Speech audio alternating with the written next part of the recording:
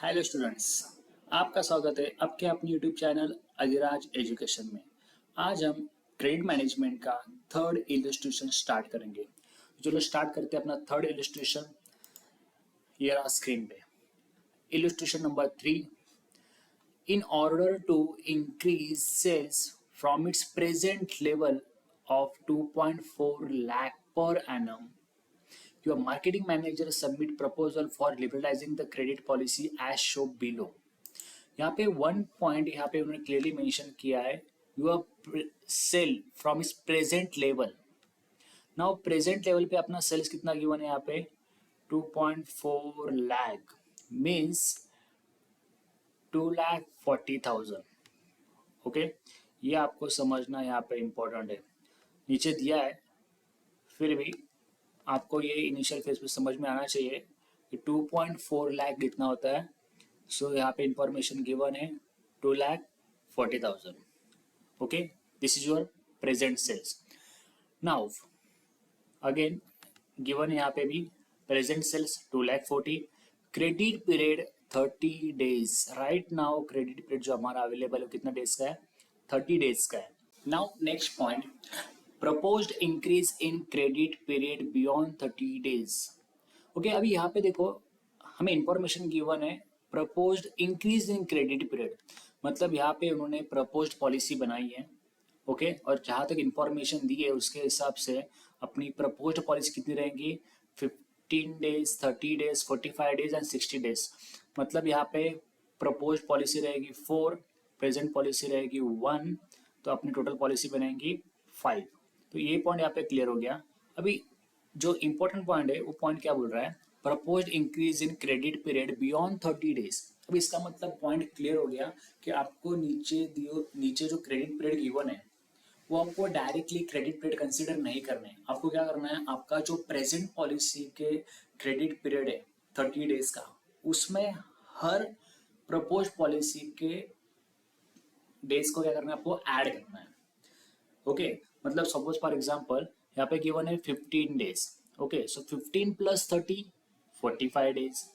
Okay, second point पे दिया है 30 डेज, 30 प्लस प्रेजेंट पॉलिसी का credit period 30 60 days. Now 45 days कितना गिवन है, 45 डेज, तो 45 डेज में again 45 plus 30 75 days and next one 60 days, मतलब 60 प्लस 30 90 डेज। तो यहाँ पे हमारा क्रेडिट पीरियड इंक्रीज हो रहा है ओवर 30 डेज। ओके, मतलब आपको हर क्रेडिट पीरियड को ऐड करते वक्त, कंसिडर करते वक्त प्रेजेंट पॉलिसी का क्रेडिट पीरियड उस पर्टिकुलर प्रपोज्ड पॉलिसी के क्रेडिट पीरियड में क्या करना है, आपको ऐड करना है।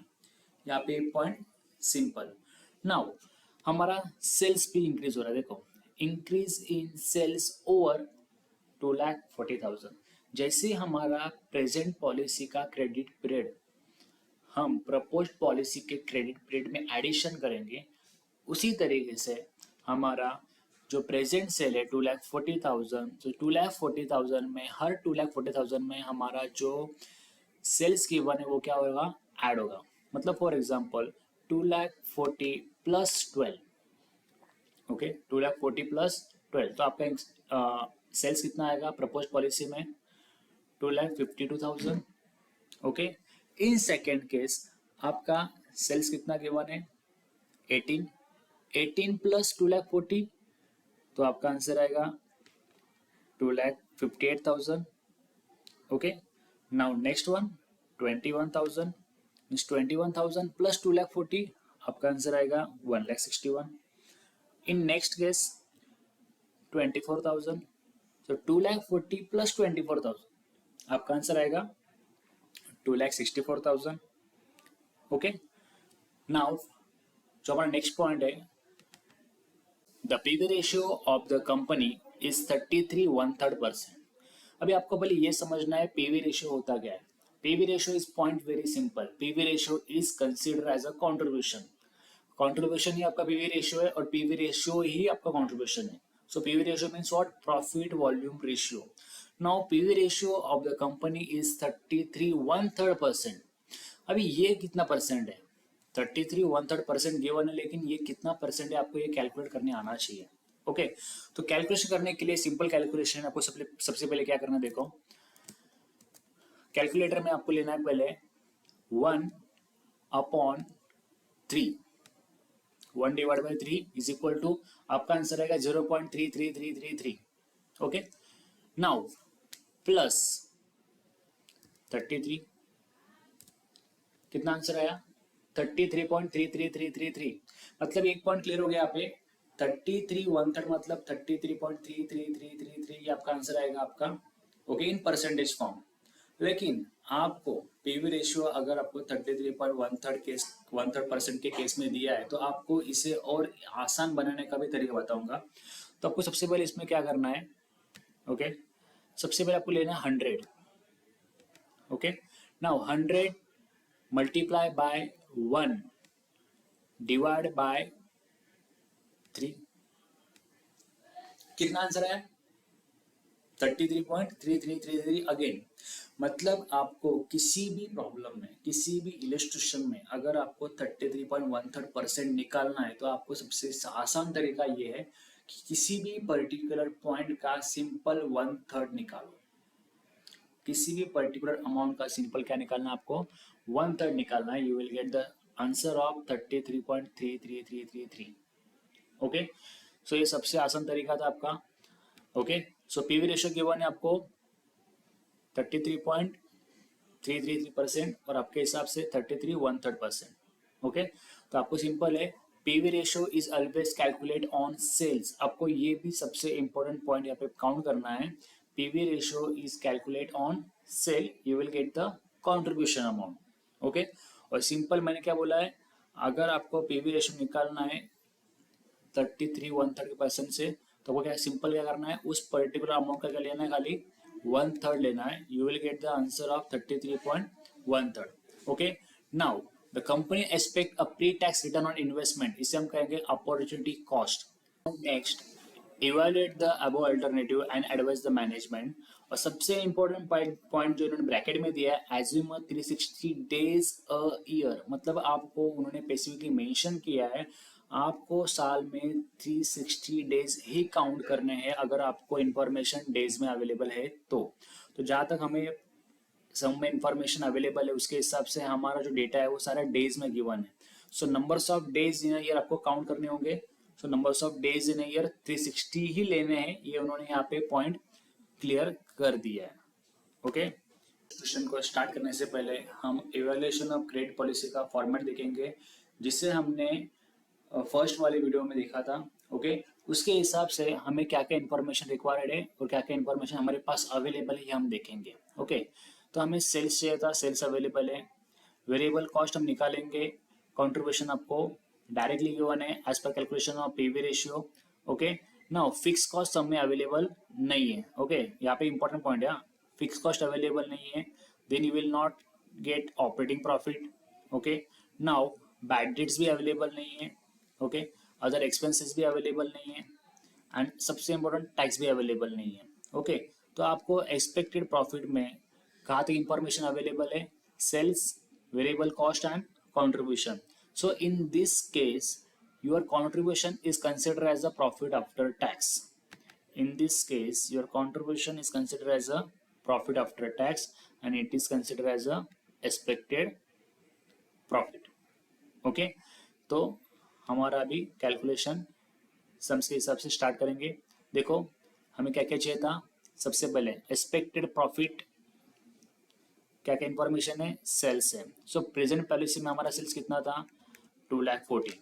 Okay, now again new policy 1, new policy 2, new policy 3 and new policy 4, these are our proposed policy. Okay, तो यहाँ पे स्पेसिफिकली मेंशन था हमारा सेल्स कितने से कितने तक इंक्रीज हो रहा है। ओके, सो 2,40,000 plus 12,000, 2,40,000 plus 12,000, 2,52,000। Okay, now next case में हमारा सेल्स कितना इंक्रीज हो रहा है 18,000 से। सो 2,40,000 प्लस 18,000, सो हमारा सेल्स इंक्रीज हुआ 2,58,000। ओके, नाउ नेक्स्ट केस हमारा सेल्स कितना इंक्रीज हो रहा है 21,000, कितना इंक्रीज हो रहा है 21,000। सो 21,000 प्लस 2,40,000, सो 2,61,000। ओके, नेक्स्ट केस हमारा सेल्स इंक्रीज हो रहा है 24,000 से, सो 2,40,000 प्लस 24,000, सो 2,64,000। नाउ नेक्स्ट इंफॉर्मेशन हमें चाहिए टोटल वेरिएबल कॉस्ट, जो हमारे पास इस पर्टिकुलर इलस्ट्रेशन में अवेलेबल नहीं है, लेकिन हम इसे कैलकुलेट कर सकते हैं। कैसे? आपको वेरिएबल कॉस्ट अब्सेंट है, लेकिन आपको कंट्रीब्यूशन निकालने का फॉर्मूला दिया उन्होंने, कितना दिया है? 1/3 पीवी रेशियो, जो आपको आप मेंशन किया था हमने पहले भी। Okay, PV ratio is your contribution. Okay, ये सबसे इंपॉर्टेंट पॉइंट आपको समझना है। PV ratio is your contribution and PV ratio is calculate on always sales, ये भी आपको समझना इंपॉर्टेंट है। Okay, PV ratio always calculate on your sales. Okay, now contribution निकालेंगे, तो कंट्रीब्यूशन निकालने का हमारा परसेंटेज कितना था? 33, 1/3। उससे हम शॉर्टकट में लेंगे 1/3 ऑफ एनी अमाउंट। ओके, मतलब सपोज फॉर एग्जांपल जो हमारा सेल्स है, तो हमारा सेल्स कितना प्रेजेंट पॉलिसी में? 2,40,000। सो 2,40,000 के हिसाब से 1/3 ऑफ 2,40,000 जो हमारा कंट्रीब्यूशन आएगा वो कितना होगा? 80,000। Okay, same as applicable to 2,52,000। So 2,52,000 का हमारा 1/3 निकालेंगे, आपका आंसर आएगा 84,000। नेक्स्ट 2,58,000, 2,58,000 का 1/3 निकालेंगे, आपका आंसर आएगा 86,000। नेक्स्ट 2,61,000 का 1/3 निकालेंगे, 87,000 आपका आंसर आएगा। नेक्स्ट 2,64,000 का 1/3 निकालेंगे, तो आपका आंसर आएगा 88,000। Okay, now you have to calculate the variable cost. अभी यहाँ पे वेरिएबल कॉस्ट कैसे मिलेगा? तो सिंपल बात है, difference between sales and contribution you will get the variable cost. So difference between sales and contribution कैसे निकालेंगे? तो sales minus contribution, you will get the difference between the sales and contribution, you will get the variable cost. So in this case variable cost कितना आएगा? In first case 2,40,000 minus 80,000, you will get 1,60,000 as a variable cost in present policy. In present new policy 1 में आपका answer आएगा 1,68,000, new policy 2 में आपका answer आएगा 1,72,000, new policy 3 में आपका आंसर आएगा 1,74,000 एंड लास्ट में आपका आंसर आएगा 1,76,000. So you calculate the expected profit for all policies, present policy as well as proposed policies. Okay, now you have to calculate the expected cost. Okay, now expected cost again point का increase कर रहा है, investment in account receivable. अभी ये point again आ रहा है, लेकिन investment in account receivable का जो हमारा फर्स्ट लेक्चर हुआ था, ओके, तो उसमें मैंने बेसिकली मेंशन किया था इन्वेस्टमेंट इन अकाउंट रिसीवेबल में आपको क्या क्या लेना है। ओके, तो उसके हिसाब से देखो यहाँ पे available information, again first lecture की इंफॉर्मेशन यहाँ पे अवेलेबल है। इन्वेस्टमेंट इन अकाउंट रिसीवेबल क्या लेना है आपको? Investment in account receivable is equal two variable cost plus fix cost और सेल्स, लेकिन सेल्स कब लेना है? तो सेल्स आपको तब लेना है जब आपको वेरिएबल कॉस्ट और फिक्स कॉस्ट दोनों में से एक अमाउंट मिसिंग हो। ओके, तो इस पर्टिकुलर सम में, इस पर्टिकुलर इलस्ट्रेशन में you have the variable cost but you don't have fixed cost. Okay, तो आपका फिक्स कॉस्ट का इंफॉर्मेशन इस पर्टिकुलर इलस्ट्रेशन में एब्सेंट है। सो आपको क्या लेना पड़ेगा? सेल्स। तो आपको सेल्स कभी लेना है? देखो अगेन वेरिएबल कॉस्ट और फिक्स कॉस्ट दोनों में से एक भी इंफॉर्मेशन आपके इलस्ट्रेशन में अवेलेबल नहीं है, तो in at that case you have to take sales as a investment in account receivable. Okay, तो इस पर्टिकुलर सम में भी हम यही करेंगे। वेट अ मिनट, इस पर्टिकुलर सम में भी हम यही करेंगे। आपको यह लेना है, सेल्स कंसीडर करना है एज अ अकाउंट रिसीवेबल। सो 2,40,000 जो अपना सेल्स अवेलेबल है वही हम लोग यहाँ पे कंटिन्यू करेंगे। 2,52,000, 2,58,000, 2,61,000, 2,64,000। Okay, so numbers of month in a year जो हमारा प्रीवियस डेटा था उसके हिसाब से हमारा जो डेटा अवेलेबल है वो डेज में अवेलेबल है, तो हम लोग यहाँ पे कंसिडर करेंगे numbers of days in a year. तो यहाँ पे देखो उन्होंने क्लियरली मेंशन किया है numbers of days in a year कितने लेने हमें। तो देखो यहाँ पे 360 डेज अ ईयर। ओके, ये पॉइंट यहाँ पे कंसिडर करना है। So numbers of days in a year हम लोग लिखेंगे तो आएगा हर एक पर्टिकुलर पॉलिसी में 360 डेज। ओके, पॉलिसी में आपका आंसर आएगा 360 days, 360 days, 360 days and 360 days. Now next, credit period. Present policy में आपका क्रेडिट पीरियड कितना अवेलेबल था? 30 days. Okay, and new policy में, प्रपोज पॉलिसी में आपको हर 30 डेज में एडिशन करना है जो आपको नंबर्स ऑफ डेज गिवन है। सो इनिशियल फेज पे हमारे नंबर्स ऑफ डेज कितना था? देखो 15, 30, 45 and 60। So 30 plus 15 45, 30 plus 30 60, 30 plus कितना देखो यहाँ पे 30 plus 45 75, 30 plus 45 75 and 30 plus 60 90. So you got the credit period, numbers of days in a year and investment in account receivable. Now you have to calculate the average debtors. अभी average debtors कैसे calculate करना है ये भी हमने introduction part वाली video में देखा था, जिसका लिंक डिस्क्रिप्शन में अवेलेबल है, चाहिए तो आप देख सकते हो वहाँ पे भी। सो एवरेज डेटर्स का आपका कैलकुलेशन सिंपल है। देखो यहाँ पे क्या करना है एवरेज डेटर्स के लिए। ओके, सबसे पहले हम ये इंफॉर्मेशन जो ओल्ड इंफॉर्मेशन यहाँ पे रिलीज करेंगे। ओके, तो देखो एवरेज डेटर्स का फॉर्मूला क्या लिखा है? Average debtors is equal to investment in account receivable divide by numbers of days, month और week in a year. So आपको डेज गिवन है, so investment in account receivable divide by numbers of days in a year multiply by credit period, ये भी information आपके पास available है। Okay, तो as per the requirement, आपकी जो रिक्वायरमेंट है उस रिक्वायरमेंट के हिसाब से सारी इंफॉर्मेशन अवेलेबल है। So investment in account receivable 2,40,000, numbers of days in a year divide करेंगे 360 and multiply by credit period कितना है 30। ओके, तो आप ये कैलकुलेशन करेंगे तो आपको हर एक पॉलिसी में इसका कैलकुलेशन मिलता रहेगा। सो कैलकुलेशन के हिसाब से फर्स्ट पॉलिसी में आपका आंसर आएगा 20,000। ओके, सेकेंड पॉलिसी में आपका आंसर आएगा 31,500। थर्ड पॉलिसी में आपका आंसर आएगा 43,000। फोर्थ पॉलिसी में आपका आंसर आएगा 54,375 एंड लास्ट पॉलिसी में आपका आंसर आएगा 66,000। Okay, now opportunity cost. अभी यहाँ पे company expect a pre tax return on investment, इसे हमने अपॉर्चुनिटी कॉस्ट कंसीडर किया है। ये अपॉर्चुनिटी कॉस्ट कंसीडर क्यों किया है ये भी मैंने फर्स्ट वाली वीडियो में मेंशन किया है। Okay, so company expect a pre tax return on investment, it is opportunity cost. कितना परसेंट अवेलेबल है यहाँ पे? 20% है। ओके, तो उसके हिसाब से हर एक पॉलिसी में अपॉर्चुनिटी कॉस्ट आपका कितना रहेगा? 20% रहेगा। Okay, 20% for every policy. Calculation करेंगे आप 20% for every policy. Okay, next है cost in rupees 4 into 5। Point clear है? 4 क्या अपना एवरेज डेटर्स, 5 क्या अपना अपॉर्चुनिटी कॉस्ट। मतलब पॉइंट सिंपल है, एवरेज डेटर्स का आपको अपॉर्चुनिटी कॉस्ट निकालना है। ओके, सो कैलकुलेशन करेंगे तो कैलकुलेशन के हिसाब से आपका 20% ऑफ 20,000 आंसर आएगा यहाँ पे 4,000। इन सेकेंड केस 31,500 का 20% आंसर आएगा आपका आएगा 6,300।